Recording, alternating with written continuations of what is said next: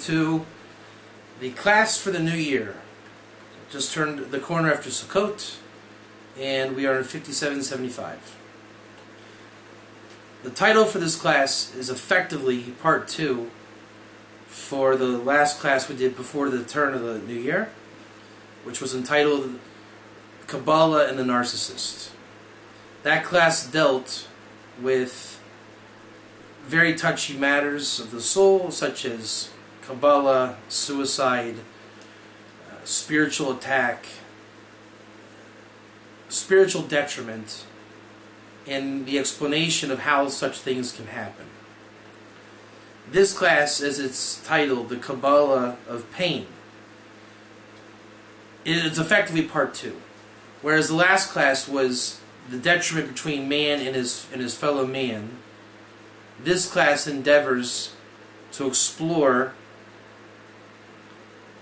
man in his plight of life such that it comes from God himself. How we deal with the sorrows from God. Call it the King David program, call it Job or Eov.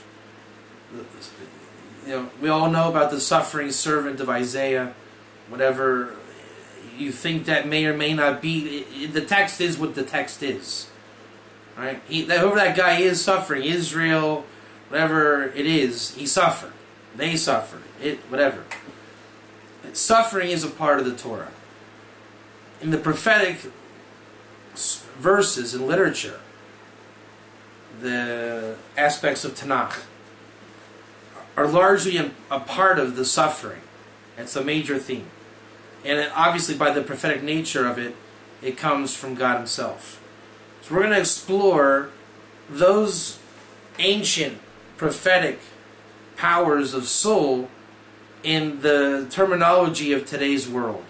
Just like the Kabbalah and the Narcissist class attempted to achieve using Jewish yeshivish mentality and a bit of language in vessels of today's world, we're going to attempt to do that again, but again on a more of man and his relationship with the Creator. You might call that Tzaddik V'Ralo, the righteous who has bad come to him, which is essentially the Eov or Job program. You might also call that existential angst. And I dedicate this class to Jesse Becko, aka Yishai Becko. This class is largely a merit of him, his Torah, and the merit that hopefully we can achieve here, the fruit of his labor. And the subtitle of what I want to achieve, I think I'm going to start calling this type of series by a subtitle. I might forget for the times to come, but if I do remember, this is what it would be. I'm calling it mikveh. You're going to call that, the ritual bath. I'm going to call it mikveh. Yeah, a mikveh has the healing waters, but I think my definition of mikveh is the healing waters of Torah from Zion. Because the word mikveh has a double entendre, healing water, ritual bath, but it's also the language of hope. And we've all heard the word tikva, and another grammatical nuance to that concept of hope can be spelled in Hebrew mikveh. And without any more delay, the style is going to be going over points.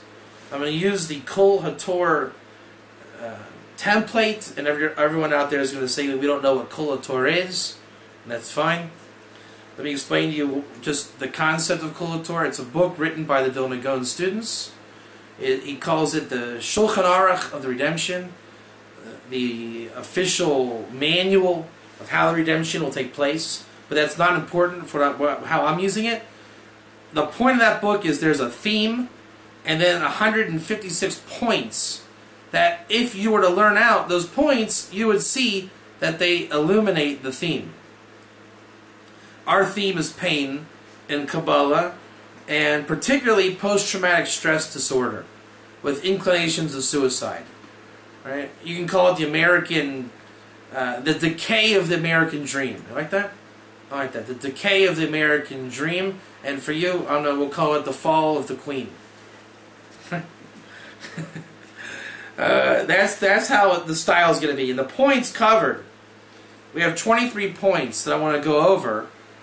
Each one of these points, and you might count 50 points, you might count 10. I have 23. Right? At the end of those points, you'll see they all go back and funnel to this concept of this nasty little 4-letter word called life. We like life when it's fun. We like it even when it's boring. Right? We don't like it when we have to actually live that life. And generally, we only come to life when we get shocked into being responsible human beings. Then that can become exploited. When that's exploited, then you have the American dream, right? You get to have all the possessions you want, and you will work 7 days a week, 52 weeks a year, to maintain a lifestyle that really is devoid of spirituality. So the irony is all those gadgets and tchotchkes would be great if you had spirituality. Without spirituality, it's kind of useless. I mean, my work is largely on the computer with Skype and all these little gadgets. I think I would be the most miserable person on earth if those were used without Torah. I mean, who am I talking to on Skype if not I talk to the Garam and Torah-related stuff basically all day and night on Skype. What would that? Why would I have that if it weren't for Torah? I can't imagine.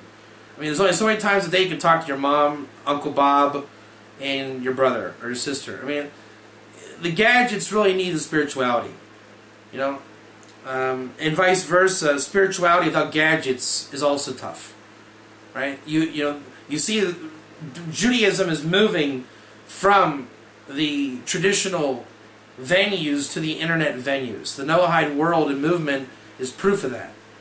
I think it's great. It's not eternal, right? Eventually, you have to rematerialize on the streets. Sfat, we say, is about 20% empty now, because all the people that used to be local are on the internet and researching on the internet. It's actually Havdil. It's easier to research Torah now on the internet in your own home office. Hate to say it, but the internet is such a valuable tool. If I have a quick question, where did the Rambam write about anointing a king outside of Israel? Whatever, just random. You type it. You ask Rabbi Google, right? Rambam, King David, anoint Jerusalem. Bing, and it comes up every. If you know how to ask the question, Rabbi Google, it comes up every time. Kosher. I mean, that's the best part. And that question may have taken you a week in yeshiva. You asked your rabbi, he called his rav, he didn't know, then they forgot. I mean, it's really, you need the computer and internet to learn Torah, I think. I have Otzar Chachma, a hard disk of 50,000 Sfarim with a search engine. I think it's invaluable. I don't know, it's kind of like the old cliche. How did we get by without computers 20, 30 years ago? I don't know. Anyways, that's what we're going to cover this week. That style, okay? And then plugged into this depressing American dream decay, along with the Queen, right? And the goal of the class is to show why life is not so great in the world at the end of time, at the end of the exile, and how we can find the windows and doors to redemption in ways we wouldn't have thought of. Kind of really painting a contrasting, nasty, pharmaceutical view of the universe, contrasted with Las Vegas, hybrid, right? And how Torah, authentic, ancient Torah, comes into that composite, like your heaven and, how do you call that? Shemayim, fire and water combo, right? Shemayim is Eshmayim, like fire and water congregating together. They don't offset one another. So, that fractal existence really is everything. They said that Abraham came from that. His name is Bara Ma. Ma is the name of God. Bara is creation. God just put these two unseemingly common entities together, and you have the Abraham program. And again, that's the fractal existence, male, female, so forth and so on. And at the end of the class, hopefully I'll remember, or you can remind me, to basically give this spiel in 10 seconds or less to wrap things up. Alright, let's go. Number one. I mean, to start, again, there's no order to these points, and I'm going to try to get these points in a way that, as they come up. PTSD does not stand for Paul, Todd, Samuel, David. It stands for post-traumatic stress disorder. I'm not an expert on PTSD. I don't claim to be. I know a lot of people that have it. I've been around it. I think by being a human being, citizen, planet Earth, you're well more acquainted than any doctor will tell you. I think that's what life is. We're brought into Olam Hazeh from Olam Haba, not the other way around, to learn about our stake in Olam Haba. And to the philosophy of the Ramchal is this is called very good. Olam Haba is good. But the fact that we get to come backwards, you like that whole degenerative Bilam program, right? The concept of coming backwards into this unfinished muck domain that God is forever creating and finishing in the 6 days, culminating by a Shabbat, called the 6 days of creation. We're here to understand actually what is going to be the game pieces in Olam Haba. Right? So in Olam Haba, these things called life make sense in a very orderly way. That's great, it's good. It is not PTSD over there. Right? I mean, this is not true what I'm about to say, but for the sake of mashal or analogy, in Olam Haba you say, yes, I got a cold today. I feel horrible. It's great. I get it. I get to stay home and in bed under the blanket and covers, sleep and not go back to work. What a great day. Here, we have the lack of context. We say this is horrible, this is bored, this is miserable. Why does life have to do this to me? Right? Again, I don't know what sickness is in the world to come. I haven't been there yet. Hopefully one day I will. But for the sake of analogy, right, we complain here as we one day will find out what things truly are. Okay? And that's the premise that we're trying to go after. One of the premises. That's one point. PTSD, calling it the viral or virus contagious program. First of all, if you have PTSD, you're human. Number one. If you're human, you're contagious. Right? Misery loves company. Isn't that what they say? So PTSD is contagious. Right? When this guy had his, he'll pass it on, and eventually, based on mazel, the combustion coming together, this place is popping like an engine. Right? There's a funny scene in What About Bob? Did you ever see What About Bob? With Bill Murray? He's sick. He's this kind of guy, and he's walking down the street telling himself, I feel good, I feel great, I feel wonderful. And the other guy walking the opposite direction is going, I hate this, this is horrible. So they pass. So they're mazel bombs of opposite energies. And that's really what it is. When you're a cashier at a store, and the guy throws his change at you and says, hey, buddy, give me my food now. N-O-W. You're like, hey, what did I do? Well, he's just really putting his PTSD on you. Right? Because some cop pulled him over. He got a ticket. He's going to lose his license. His wife is yelling at him. She's saying, now how are we going to go to the family reunion? He says, I don't even want to see your mother-in-law. Or my mother-in-law. Then, the mother-in-law is saying, how come he never comes to visit? So there's this endless trail of misery. And you're just sitting there, and you're just waiting for the domino effect to fall on you. He throws the money at you. You throw it back at him. You've had enough. Your boss fires you. Now your boss has to cover a shift. There's not enough employees. His girlfriend's going to walk out on him because he's working late. And does this ever stop? Round and round and round we go. Where they stop, nobody knows. PTSD. Right? Because it's shocking. We can't. The whole point of life is it just comes around the corner where you can't see it. Right? I thought I was waking up to another miserable day at the office. Right? Barb's going to send her reports I don't want to do. And Jim's going to show up late with his stuff. Not that Jim. Right? And then I'm thinking that's what's going to be. But what I wasn't expecting was the power's going to go out. Flood's going to come in the office because we're underground. right? All of those little things. And when it happens, it's shocking because we weren't ready for it. So it's a post-traumatic stress disorder, right? Because it's trauma. It's blunt, blunt force trauma. You like that? That's muzzle, right? I was not expecting that. So the point is, you see, it comes from strange places, and then we react. So even right now, I could choose to tank this year, or view it as a good sign in Torah and keep going. Right? A lot of times I may have gotten very distracted, but thank God, since we're on topic, it's okay. So that's the viral element, right? The point where the viral bubble bursts. Right? It was all built up until the cop gave the guy the ticket. Now it's like, psh, this guy's a mazel magnet of trauma coming your way. A Frankenstein of trauma. Until he cools out, until God gives him his bracha of the day, he's going to be woke up on the wrong side of the bed, bad attitude guy. So he has a virus, and he's viral, and he's contagious. And that's all of us. Every day, you wake up, and the Torah gives you the antidote to this. Modeh ani, wash your hands, and you're all good to go. Wake up like a lion. That's the Torah aids or advice how to get past that. But if we're not like that, then by the time midday comes, something's going to go wrong. And how you're going to deal with it, and how they're going to deal with you, and how God deals with you, because it's all from God, is really your place in this world and how it's in relationship to the world to come. That's the first aspect I want to talk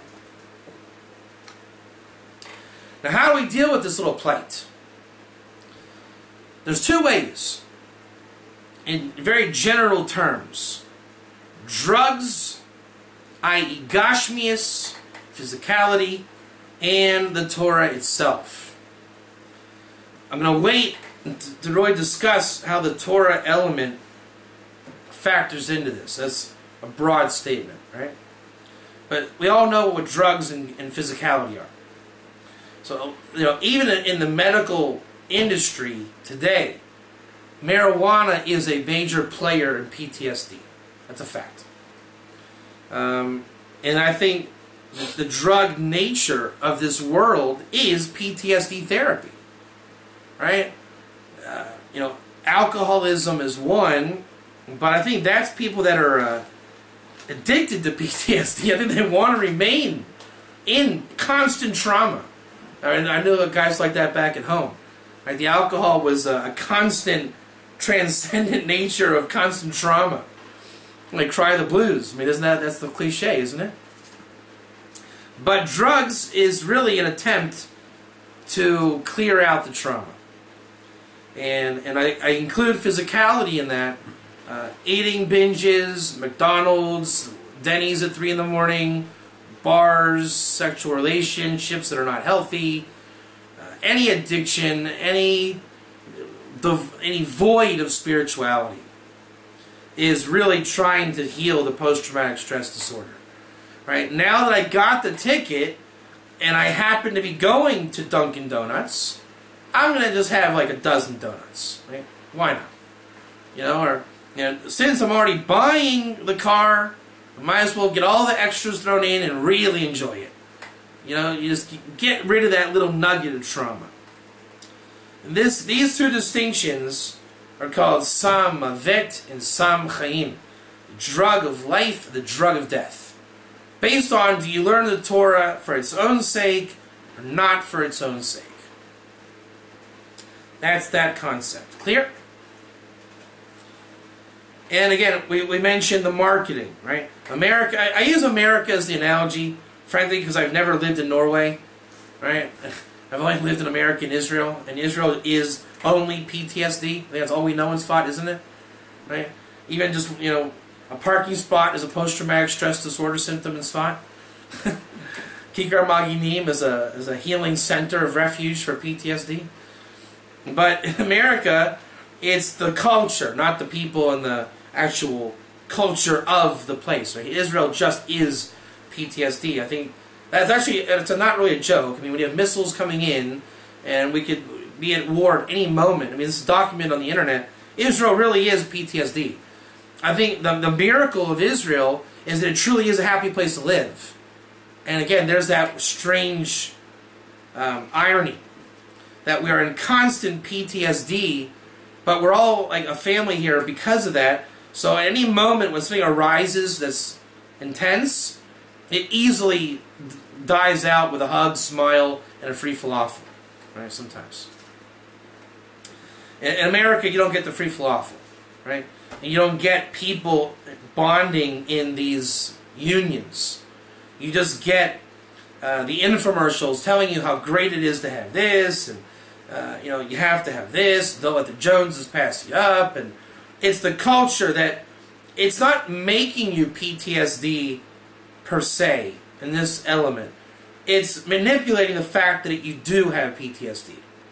Right? Since I know, Mr. Rogers, that you hate your job and you hate life, you probably hate your family, and you want to cheat on your wife, right? We're going to give you a free trip to the Bahamas. Right? Go, and the coupon and discount and this and that. It's just escape after escape after escape. You know, and you're lugging your life around like some ball and chain rather than dealing with it. I will say this about Israel. I think here it's the physicality is limited. The drugs are much less than in America. And I think Israeli mentality is to actually deal with PTSD here. I think the culture really breeds shalom. Don't you agree with that? It really does. I mean, look, we've seen it, us, the yeshiva and everything, when things come up.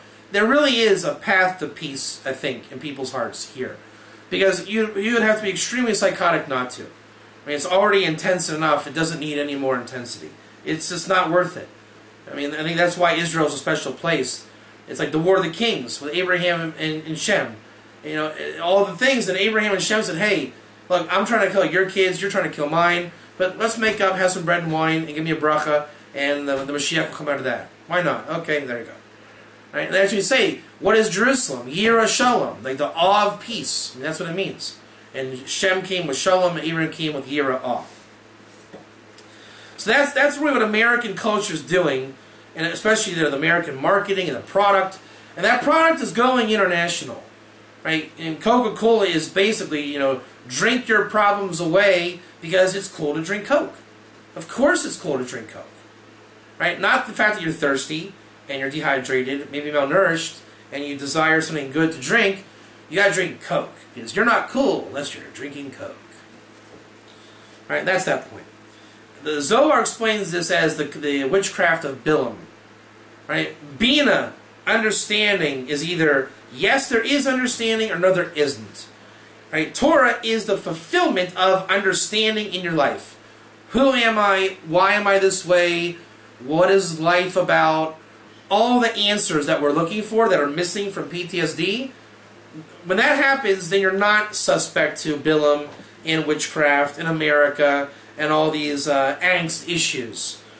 When you are not understanding, you've not learned the Torah, you're not clear, you're into drugs and bad therapy in Las Vegas, then Bilam steps in and says, hey, I know what you need. And here, it's like the doctor's living in your backyard. Everybody becomes a doctor. The wisdom of Bilam's one big pharmacy. You know, you're bad, good eitzes and bad eitzes. I think here is where you have the bad eitzah. Like bad counsel. I remember when I was living in Tampa, and my mother moved to Las Vegas, and my sister's there. And I was done with Tampa. And I was asking people, hey, you know, I was a 20-year-old kid. I said, I really want to go to Cleveland. I don't know, something about that in my youth goes to Cleveland. But my mom is in Vegas. I would like to go to UNLV. Which one? I was asking the comedians in the comedy club. Which one do you think? Well, duh. Where do you think PTSD is going to send you? Go to Vegas. Right? Every one of them. Where'd I go? Cleveland. I think the results are obvious. Now, that's that point. Okay, we're going to just cover points, and I think we'll be able to put it together. This next point is my new philosophy, maybe if not of life, it's pretty high up there. Right? I call it reality versus ethics. And this is the real problem, maybe with everything, certainly with PTSD and Torah. Right? Your stress and trauma that you have is because you view the world ethically. Ethics, devoid of reality, breeds delusion, drug abuse, pleasure seeking, and the etc. button, infinite repeat after that. Now, reality has to have ethics. Just like in Kabbalah it says that wisdom must be delivered through kindness. Right? I can tell you that your shirt looks horrible on you, but do it kindly. Right? And that means it has to be in context and taste, as a Kiddush Hashem, not to be an insulting, rude ignoramus. I don't have to have a reason why I'm telling you that. Right? Reality must come through kindness. Ethics, however, without reality says, that shirt is wonderful on you. The spaghetti stain makes you look like a mensch. I wouldn't change a thing. Right? I mean, it's sick.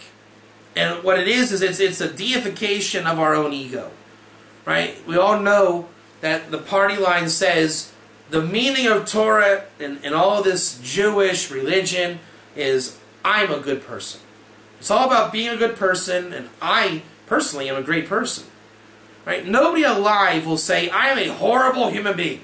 I don't deserve to live another minute. Everyone says they're a great person. Maybe not to you or to him, but somebody in my day, I'm going to try to impress. Yeah, you know, Bob, me and you, we're the best two people out there. No one knows Budweiser like you, Bob. Way to go. Amen. Right? At some point in the day, you're going to tell someone how great you are when you're not in reality. I realized this in yeshiva. Everybody knows Pirkei Avot, Ethics of the Fathers. That book is so easy to fulfill in yeshiva. You need to make yourself a rabbi to go to for questions. Thank God I am in an institution with 50 of them every day. I must be great. Stand for prayer, Torah, and service of God. Yes! Every day I learn. And I pray in the minyan in yeshiva, and we only do mitzvahs here all day. In fact, when people come looking for water, we kick them out because they don't belong in our shul. Alright, and so I went through the whole book. Like, you know, for 10 years I'm saying, okay, I must be doing great because everything's in here that I do. Respect your elders. Yeah, of course I do. The rabbis know it all in this yeshiva, and they did. Okay, no one's knocking that, but it's an environment that's not reality. It's not reality that you don't have an electric bill. Right? In yeshiva, you don't have an electric bill. And that's the intentions of it. You know, when I got married and went on to have a family, the Rosh Yeshiva said, it's kind of like birds and bees of yeshiva. You were here to have no electric bill so you can study uninterrupted. Don't be fooled by the template. Because when you get married and go on, your wife is going to want you to pay that electric bill. You're not going to be sitting in yeshiva the way you did as a bacher. So, bacher-itis and young kollel guy-itis is ethic-itis. Right? But it's not bad. It's just that's life. You're supposed to start thinking, I'm pretty good. And when you get married, you're told pretty quickly, shape up or ship out. So that's got to come, that reality has got to come into focus. My shape up or ship out moment came when I started teaching English for Berlitz. Right? I ended up, Parnassa was an issue, as it always is for everybody. Went to work teaching English in a Muslim village. You remember that, don't you? Furadis. And up by Haifa. And training for the job, I mean, you're talking about a guy that lived in a cave for 6 years. And then I was in Kollel there for another 4. So I was your typical Sfat caveman, right? Living and learning in seclusion. It was pretty rustic, right?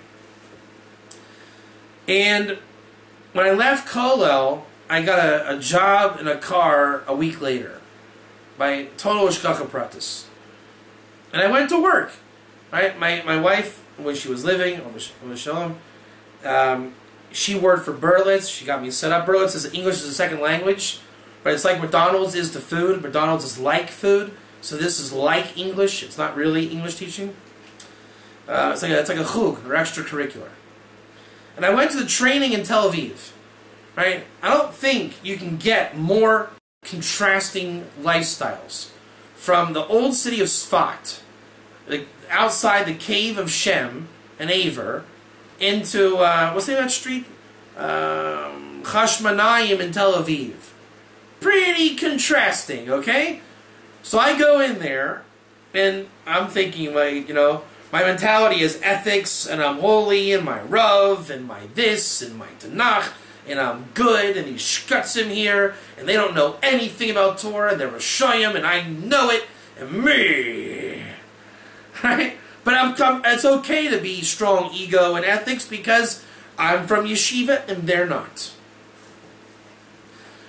And you start hearing life and reality come out. This one's got the girlfriend, he's sleeping with this one, and this one cheated on this one, and this one's gay, and all kind of stuff. And I'm ready to vomit. Okay, I couldn't believe it. I'm going back at night saying this is sick. I can't believe I'm here. I failed the training. Big shock, right? But it wasn't like I failed. It was a whole political thing that went on. Thank God. Anyways, I came back the next month, and in that time I did a lot of soul checking. I'm now out of yeshiva permanently. At that time, the transition was made. Right, I'm working. Right, the training was for adult teaching, and I was in the kid teaching, so I had to get trained for the adults. So I was continuously working and associating with the Muslims of Floridis. That will wake you up pretty quickly, especially that's when the Arab Spring started. Right, the 10th of Tevis fast is when it started. So by the next training, I come back. And I went through Pirkei Avos during that training seminar the first time. And I realized this is a joke. Okay? You don't judge yourself by the ethical code of the Beis Midrash. That should be what's called pshita. Which means obvious, and, you know, that's like saying my son is great because he plays with toys. Well, what do you want him to do? Alright? When I went back the second time, different attitude. I went with the idea of Pirkei Avos is the test in life. Right? You know, where's your Rav in this moment? You know, where's your kindness here? And I decided I wasn't going to put my whole religious trip on them, and this, and that, and this. And when they had their secular issues come up, I realized, okay, this is just, you know, do a do-over. You know, the default button is life, not the Beis Midrash. In terms of what is reality. The Beis Midrash is ethics, that's true, and you have to learn it. But life is reality, and you're supposed to find the ethics in life. That's what Pirkei Avos is saying. So once I stopped crusading and proselytizing, all of a sudden, they see me as the rabbi. And I was saying, wait a minute, we did this the last time, and this didn't go this way. And it was a big Kiddush Hashem, and I had my Tanakh in my bag, but for me, I wasn't trying to, like, you know, get them learning it or anything. And they're coming to me with questions. And I'm saying, like, whoa, wait a minute. This is a total flip over from last time. You know, because I made it be known that I was yeshivish the first time. Maybe not in teaching the Torah, but there's some things that went on. I was very clear. Now I was trying to hide it, and it worked. So the whole point is, you can see in this little arena I depicted. Is this clear? There's a reality world and an ethical world. And you have to find the ethics in the reality world. And I don't think reality exists in the ethical world only. Right? If you are your own demigod and you are the greatest thing, I don't think you're going to see reality. I think the challenge is for you to go to reality and find the ethics of you there. And I'll close on this point with the scene from The Matrix. The kid says to bend the spoon is impossible. And Neo says, you know, what is the truth? So the kid's saying, reality is if the best spoon can bend. Just because you want the spoon to bend doesn't make it true. That's ethics. When you think the spoon should bend because you're so whatever, that's delusion. And the kid's telling Neo that. That's delusion. He said, to bend the spoon is impossible. He says, what is the truth? There is no spoon. Right? In reality, okay, then things can happen. God's providence takes over. But if you're locked where you're God, God's not there. I can go on that point infinitely. The point is, when you are in ethic land, right, and I'm a good person land, you make your own rules. Again, because you paint your own picture. You know, I put myself in yeshiva because I shine there from an ethical, egotistical standpoint. So I can put myself anywhere I need to be to shine. So I'll start pushing out people that threaten that, and I'll shine where I want. That was the premise of the Kabbalah and the Narcissist class. Right? I will steal your muzzle to suit my needs, push you out, which is, you know, pushing you to death, and associate myself with people that worship me, which supports my view that I am really a great person. At all times, I'm a great person. Whereas in reality, you're just you. Right? You're you. You're you. You may upset people, but that's just part of you being you. So you need to find the God providence and mazel and the ethics of why and how are you you. Again, that's an understanding level. Why are you you? Don't be stressed out and traumatized over you. The bottom line is, it is okay to be you. You just need to understand how that can be a good thing and a great thing. That's that concept. When you're being you, you will get upset. You will find pain. You'll bury that pain. It's called miscommunication. They will misunderstand you. And you're not fully articulate. You'll upset, offend. You'll get traumatized. They'll beat you up. They'll call you a heretic. Call you a liar. Call you irresponsible. And their insecurities are put on you, and you pass it on. And you're in the post-traumatic stress disorder chain. When you bury that pain, when you bury it, you don't want to deal with it, you can't deal with it, you move on. And you'll say things like, hey, why'd you yell at Sally? Oh, I can't deal with Sally right now, my plate's full. I got many important things to do with my day. I can't deal with Sally. Right? Again, ethical world, build up, she's not in my reality, blah, blah, blah. When in truth, you're upset and you're burying it because you don't want the pain. Torah would say, embrace Sally, make up, hug, shake hands, do what you got to do, move on, bury the hatchet, confront the pain, and come to Simcha V'Sasum. Get to the point where you're actually enjoying her company. Because if you really get to the bottom of it, you'll see there's no point of contention. That's when you see it from reality and you ethically enter the world in your state of reality. But if it's an ethical universe, well, she's just a lowlife and I'm better than her. Every time, 10 out of 10, that will be the answer. Right? He's an Amma Aretz and I'm a Talmud Chacham. He's a Russia and I'm a Tzaddik. He's a this and I'm a that. Every time. But in reality, you know, just say the truth. Say the truth. See the truth. And in that truth, you should be able to move on and allow change to happen. And if that person's refusing to change, let them go. Let yourself move on. It means you're entering a new world, and it's life, it's reality. Right? It might be ethically wrong to leave someone behind. It might be reality that you're going in regardless. God's doing it. A little bit of background of why am I focusing on these depressing concepts the last two classes. You know, in my work with Noahides and things I teach, I often, you know, you get into discussions with people, and I think the biggest life-changing, Torah life-changing event that happened to me, right, is the death of a spouse. That to me was the defining moment of my life. And where I was when it happened, I was on Skype with the guy who we're dedicating this class to, Yishai. And Yishai was in his element, and we're dealing with things. And I saw how it all came together. My stoic Torah knowledge, let's say, that doesn't take any prisoners, right? And all of a sudden, I'm being asked and encouraged by my friend to open up, let the pain hit. Take the hit. I didn't know what he was talking about. And when you tell a guy from Dayton, Ohio, take the hit and open your heart and emotion and say how you feel, it's like, what? Who? Me? And the chiddush is, it's not a feel-good story.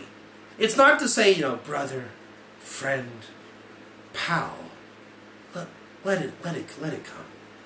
Open up to me. That's not it. I would say it's a skill that I was graced by God to learn.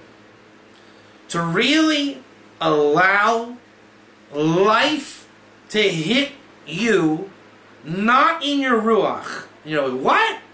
In your what? Your what? It's like, no one uses the word ruach. The neshama and nefesh, and our soul. Right? Let it hit your soul. I'm saying, let it hit your ruach. It's like a falsetto. It goes up. When you think it's going to go down, it goes up. And there is a difference between nefesh and ruach. Nefesh is you when you hate the guy, you're upset, you're burning, all that Yetzer Hara stuff. You want to kill, you want to just, The ruach is the stoic. He says, yes, this person died. I'm aware of that. They are no longer in my orbiting atmosphere. I will never see them again. Ever. And I'm okay with that. I feel wonderful. I feel wonderful. And maybe you do. You do. But you have to let it hit. Right? And don't say, it's an excuse to swear and punch out and go nuts. And not an excuse to be stoic. But the point is, let life of the Ruach come into your Ruach. Let reality join and merge your reality. Okay? If you have a grandfather, one day, yes, Grandpa lives, and Grandpa's in my life. Right? That desk was from Grandpa. Every day he calls it, hey, how's the desk? Is it going good? I said, yeah, it's going great. Then Grandpa dies. Grandpa's no longer here. But the desk is here, and I think of Gramps when I sit at my desk. Now, you can be stoic, but the fact is, you don't have a grandfather anymore. He's gone, just like that. And since your reality changed, then you have to change by the dictations of reality and not ethics. Ethics says, yes, I have mourned my grandfather. I feel compassionate, and I take the time to honor him, blah, blah, blah. That is lip service. Change your world. Right? Your world changed. Gramps is gone. Right? And the more you are impacted by the loved ones, a spouse, a parent, God forbid a child or somebody close, right? You need to adjust the reality and grieving process to let it hit. That Ruach has to hit you and operate your innards according to what King David and Sefer Yetziros say. Your body was created for blunt force trauma. Now, I don't know which part this is. I'm making this part up. For context, let's say your thumb, right, for obvious, right, is the death button, death limb, right? When people die, your thumb takes the pain and, super thumb, right? I don't know which organ it is. It's in Sefer Yetziros. Each organ deals with pain, suffering, thought, this, that, right? And not the physical function, but the heart is the thought of the nefesh. And the ruach is that which enters. life enters your soul. And when it does, allow the conception and do what you need to do. You say, how do I grieve? The answer is, it's a life moment. That's like saying, what are you going to do the moment you die? I'll tell you what you're going to do the moment when you die. You're going to go, ah, and you're going to die. And when you do that, a door is going to open spiritually. You're going to walk through, and whatever your reality is, devoid of your ethical universe, that will be reality. So when it hits, you'll just, it actually is, the dancing and music of your soul will move you. You'll move.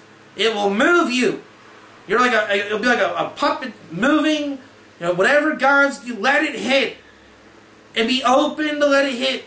You might want to go camping for a month. You might want to listen to music. What I did, I listened to really depressing music for every day, except for Shabbos, for about maybe 2 months. It was a song from American Beauty, The End. Most depressing music ever. I felt wonderful. Because what it did was it took the sting of pain and held it transcendent. Literally, like, totally transcendent for months. And it was an exalted state of musical sensitivity, love. You could actually hear the grave speak louder than the voices of the living. You can live all of Kabbalah every moment. Because when people die, or you get into the Kabbalah of the close ones and family, you realize Kabbalah, it's one of those things, it's like all rules get thrown out under stress.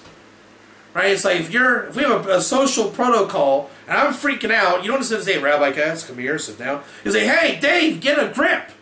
Right? So when you're really there, things are ultra sensitive. And the souls come. It's like all the characters in my life, you can see, you know, your brother and everything. You can see Torah characters and anything. On that level, the soul and the Yechida comes, the highest level comes in. And it just loses that ethical code of, you know, is it right to think that my brother could actually be a manifestation of Yaakov, and am I a manifestation of Esav? And is this the Yetzer Hara, the Yetzer Tov? At that point, just go with it. Let it happen. It's the Torah speaking the Torah to you. You're living it. Regardless of, you know, there's no boundary, just let it live. Let your soul animate it out. That is God downloading the program to you. Now, when you come out of your grieving, okay, you tear your shirt, put your tie on, put your pants on, go to work, and do what you got to do, right? And then you get back to boundary, right? There are laws of grieving. You do, you know, whatever it is, when you're in the merit of a mitzvah, however depressing or happy it is, you're exempt from other mitzvahs. So let your soul grieve. Let the mazel shake your soul. Which is a nice way of saying, let yourself enter that bizarro world parallel universe. Instead of saying, I have to be stoic, I'm going to take pills and drugs and this and vacation and eat and say things that aren't true and party lines make me feel happy and blah blah blah. That's the PTSD talking. That's when people are going to come and give you the party line, and you have a right to get offended now, right? They're going to say, well, she was a great soul. You don't even know her. You know, you hated her your whole life. You're the reason she's dead. Right? I mean, there's nothing worse that happens than a death. Blame and guilt and sorrow, and then they overeat, over-medicate. And that's the stark contrast. Right? My ethical view tells me I should crusade you. And I'm saying, why? Let reality dictate reality. That's my personal story of that part, right?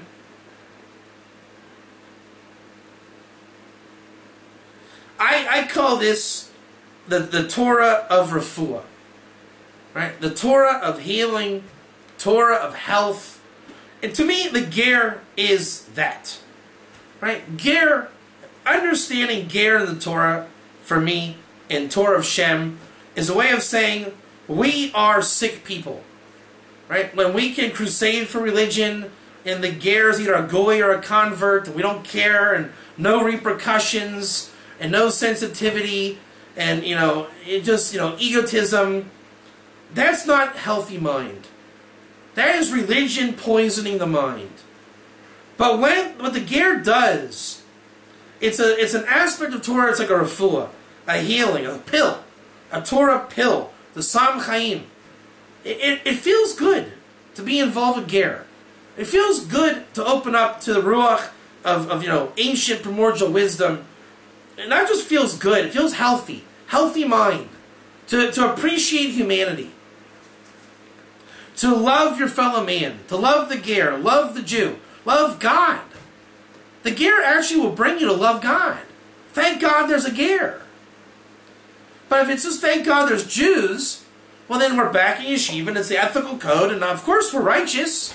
We're Jews hanging out all together, all the prerequisite checks.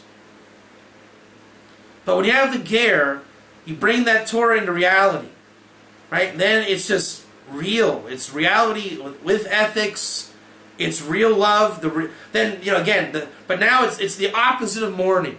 Now again, the sensitivity of music and love and tears of joy, even of sadness. It's another kind of health. It's not from the state of death or suicide, right? It's from rejuvenation, resurrection of the dead, which is again the Kabbalah coming back from a totally different angle. With the ger and the Jew, you see all Kabbalah coming, oh, you're like this, and I'm like that, and it's like this. That's why they're called the Chasidi Yomo Sa'olam. It's really a Hasidic experience.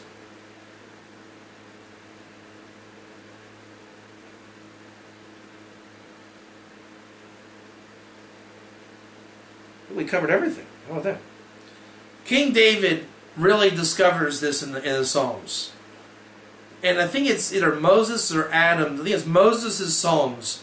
Right? Numbers 90 through 100 are not really David's Psalms. It's Moses, it's Shem, Adam, I forget who else.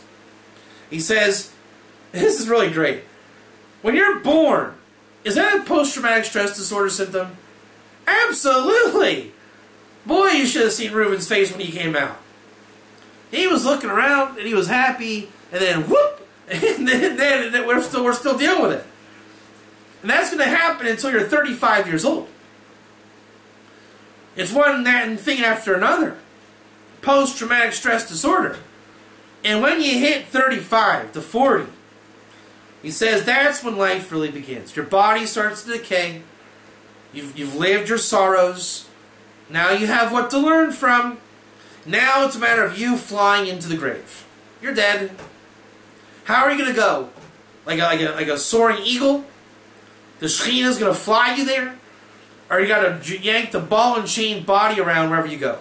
If you're into drugs and heathenism in Las Vegas, gambling, you'll be yanking that ball and chain wherever you go, and you'll pay all your money, Shimon Peres, right, to blood transfusions and this, living forever because you don't want to change.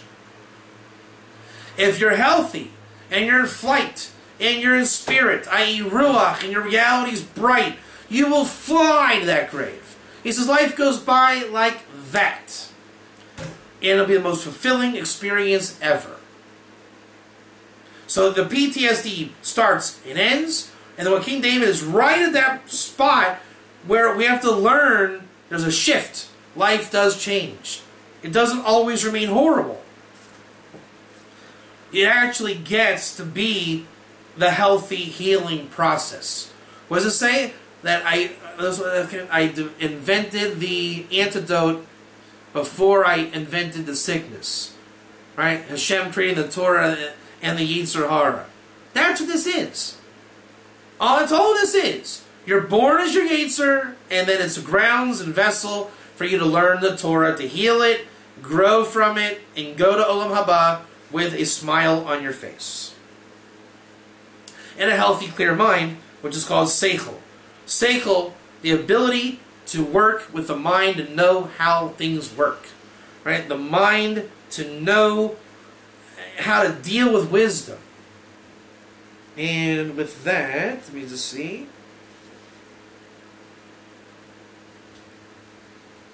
This is where we get all the addictions and perversions.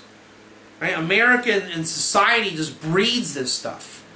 Right? debt as a culture. Why would debt be a culture? Right? Make more money to just lose it in debt. Can you think of a dumber system? I cringe when my phone rings. It's an Israeli either selling me something or threatening me for money. Shalom, David. Ken, kama kesef? No, David, no kesef. I want to sell you a new TV. Thank you. Every time. And if it's not selling me something, they want money. I don't even know how much money is owed anymore. It's not debt. It's just fake knas, fake penalty. Oh, David, we forgot to tell you to open the file. It's like, really? It's just that's their job, to give stress. And the Kolo guys wonder why their wives are so on pins and needles.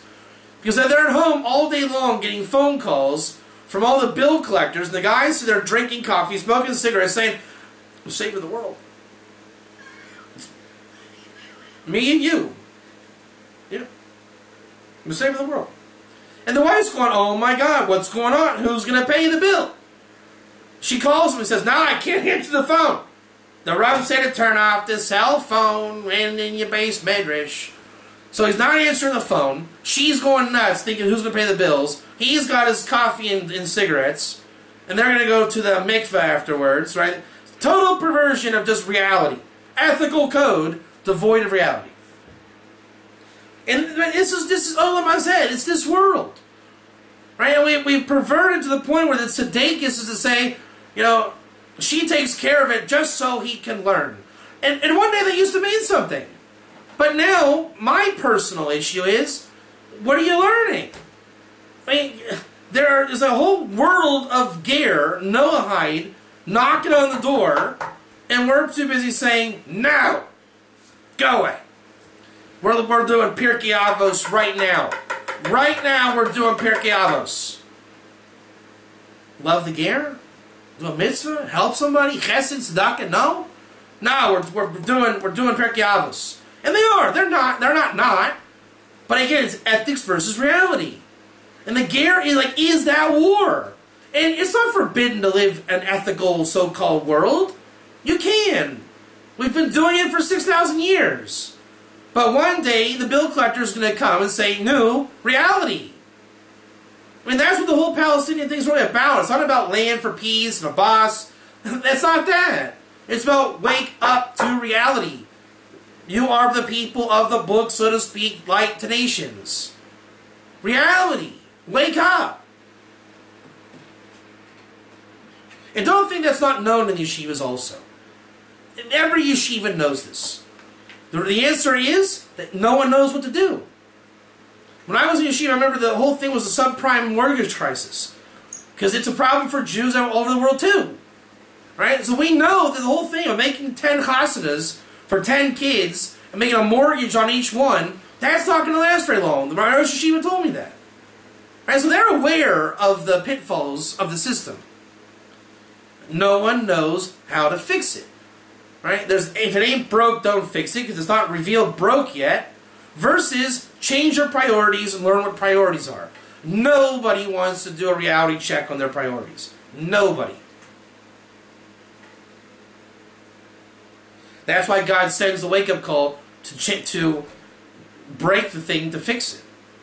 Right? Call it your Moshe Rabbeinu program in Egypt. Call it the Shoah. All these little things in history. And we're on the verge of one now. I hope it's from Rachamim. I really do. The nations are coming, whether it be missiles from Hamas or the Noahide knocking on your synagogue door. One from Chesed, one from Gevurah. Let's hope they don't switch over. Right? From another missed opportunity in time.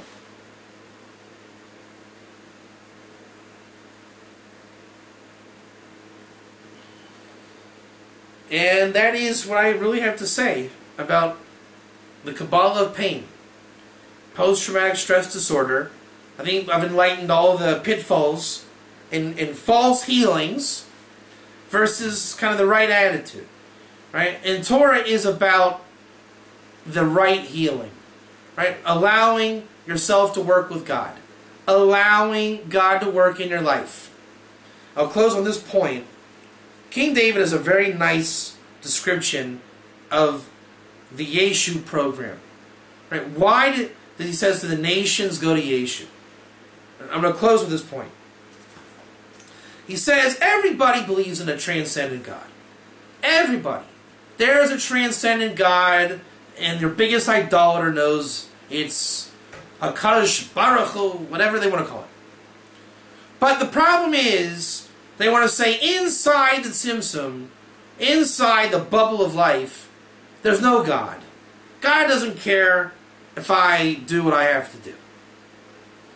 So we say, okay, we got this problem. God doesn't care, but I care. Right? I want stuff. Because I have PTSD and I need stuff to feel better about myself. So God appointed a ruler, right? Like a taskmaster or governor, his son. And that son just hooks me up with stuff that's good. And the son promised if I take stuff from him, I get upstairs. Right? That's the program that's been reiterated every time. Call it your drug dealer, call it religion, call it Avodah Zarah, call it Bilam, it's just golden calf, the spy, you name it. God doesn't exist in life. We replace the God in life with an agency to give me stuff, and I get promised to go back up to God in a fantasy land of reality once I leave my ethical world where I really am God. Sound familiar? And then since I'm God, I give PTSD to you, and then you praise your God, and then the whole thing goes. Right? Because the whole thing is PTSD makes anger, anger is idolatry, and we internalize it, yada, yada, yada. King David says, okay, Judaism is the replacement of that in theory. My question was, why don't Jews turn to Yeshu? Right? Okay, we also have the thing, we believe in God, and a lot of Jews have forgotten what Mazel is, right? What the healing waters of Zion are, what true spirituality is. I.e., they're choosing PTSD also. Right? The anti-Semitism hasn't helped, the missiles haven't helped, so, okay, there's an alibi. But still, they only believe in God, and they have forgotten about God in your life. So why don't we turn to Yeshu? King David says something very brilliant. That the miracles of God come inside this world to show that we can connect to God in our lives. And when you develop that, which is the essence of all of Tehillim, you get an awakening, a revelation from God called the Eov moment, coming good, the Mashiach moment when it's grand. King David calls it the greatness of God revealed, i.e. the chesed, whereas the power of God is a might on me that's heavy. And I realized that Judaism in this rite, even when in the PTSD ranks, works. A culture that says Mazel Tov, right? Instead of saying bless the other, we say Mazal Tov. I mean, there's a constant tradition and culture that is not America. Right? Whatever America is, PTSD central, Avodah Zarah central, by definition. Judaism, even in its worst caliber light, has an ism system that does not allow one to worship another God. He might not know what Mazel Tov means, but he accredits the Creator every time. It was a nace. He doesn't know what a miracle even is, but he knows it somehow was God. Now that might be a lower level of spirituality, but it still maintains the pipeline.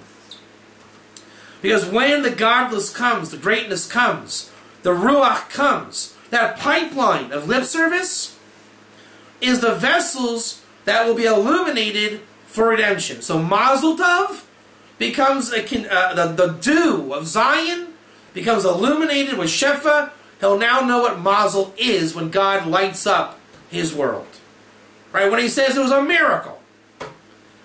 So, he's drinking the coffee, got the cigarettes, and he says, that was a nace. Right? So he'll know one day what a miracle is. He'll have the vessels in his mind, the seichel ready to go when God would show him a miracle. Both are PTSD, but one has a path of salvation and truth. So when there is a state of PTSD and we have a tendency to be bogged down by the body devoid of the soul, the true Torah is the path that connects the nefesh in the guf, right? The thoughts of the heart. Right? When we're sensitive and the heart's allowed to speak, that's what's called the circumcision of the heart that we all know from the prophets. And then the ruach, allowing life to enter. It's okay to have another opinion than mine. It's okay that you have your religion. Right? Deep down you can see it's one God. He believes in that God too. So help him understand how to get to that God. Fill in the void of life with truth. There's a Torah of truth, says the prophets, Torah of Chesed, Torah of Moshe, Torah Hashem, Torah Hashem, all kinds of Torahs, Torah's Chatas, Torah's Mincha, Torah, all kinds of life lessons, Torah's Emunah.